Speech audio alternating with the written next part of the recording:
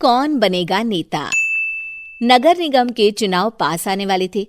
पूरे कानपुर शहर में टिकट को लेकर मारामारी शुरू थी, लेकिन सबसे ज्यादा चर्चा में वार्ड नंबर 40 की सीट थी। वो इसलिए क्योंकि इस बार वहां की सीट महिला के लिए आरक्षित थी। अब सवाल ये था कि चुनाव लड़ेगा कौन। इससे पहले ठाकुर साहब वहां से पार्षद थे और इस बार उन्होंने अपनी पत्नी सीमा ठाकुर को टिकट दिलवाई और ठाकुर साहब की शान के कारण सीमा जी ने 20,000 वोटों से चुनाव जीत लिया। अरे बधाई हो सीमा भाभी, अब तो आप वार्ड की पार्षद बन गई हैं। अब तो हमारे काम आप ही करवाएंगी। अरे ये तो सिर्फ नाम की पार्षद बनी है, वो तो महिला सीट आ गई, वरना पार्षद तो मुझे ही बनना था। अब भले ही चेहरा इसका होगा लेकिन पावर तो मेरी ही होगी। अरे वाह भाई साहब, क्या दिमाग लगाया है आपने भी। आइए आप लोग, खाना लगा दिया है सबके लिए।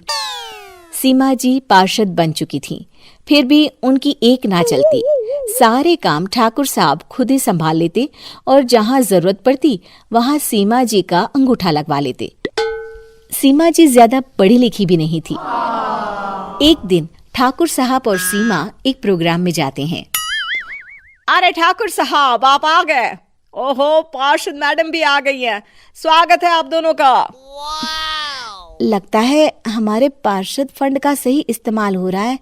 चलिए अब उद्घाटन करते हैं। ये लीजिए ठाकुर साहब कैची, आप ही सबसे पहले प्रवेश कीजिए। सब लोग आगे निकल जाते हैं और सीमा जी पार्षद होने के बावजूद भी पीछे खड़ी रह जाती हैं। वो देखती हैं कि वेलकम बोर्ड पर उनका नाम है, लेकिन महिला होने के कारण कोई उनका सम्मान नहीं कर रहा। अगले दिन एक आदमी उनके घर आता है।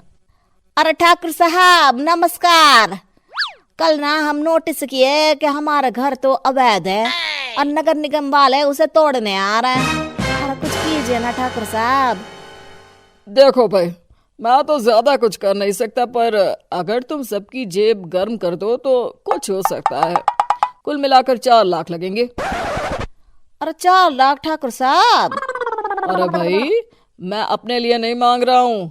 दरोगा है, इंजीनियर बाबू है, बड़े साहब है, सबको देना पड़ता है ना थोड़ा थोड़ा। बोलो है मंजूर? तभी वहां अचानक सीमा जी आ जाती हैं। अरे ये आप क्या कर रहे हैं? पहले इन्हीं लोगों से तो आपने वोट मांगे, अब इनसे ही पैसे ले रहे हो। अरे चुप रहो तुम, तुम्हारा काम है सिर्फ अंगूठा लगाना, तुम वही किया करो। मुझे दूसरे काम तुम मत सिखाओ, समझी? और तुम ना जाओ, अब पैसे लेकर आओ, वरना जेसीबी किसी भी वक्त आती होगी। सब कुछ ऐसे ही चलते रहता है। एक दिन सीमा जी और ठाकुर साहब को एक लोकल मीटिंग में बुलाया जाता है। वहां पर कई और अधिकारी लोग भी मौजूद रहते हैं।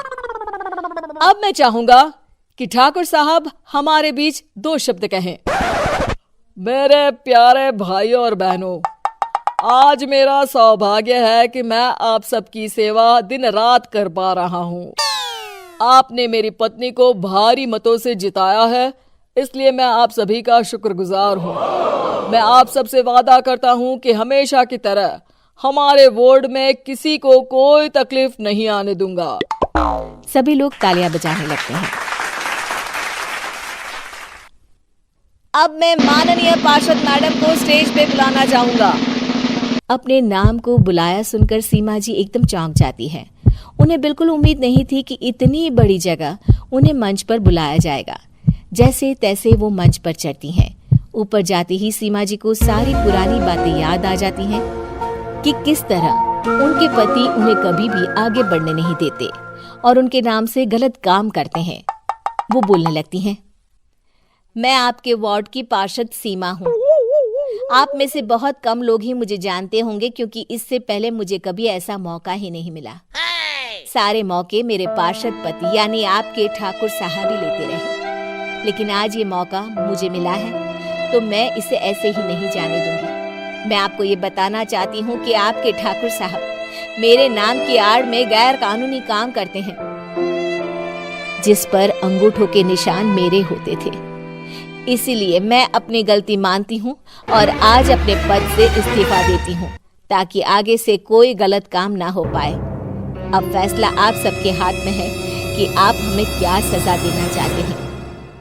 सीमा जी की बातें सुनकर ठाकुर साहब के चेहरे का रंग उड़ जाता है और वो शर्म से मुंह नीचा करके वहां से चले जाते हैं और पद से इस्तीफा देकर ही सही सीमा जी अपने आप में आत्मविश्वास महसूस करती हैं।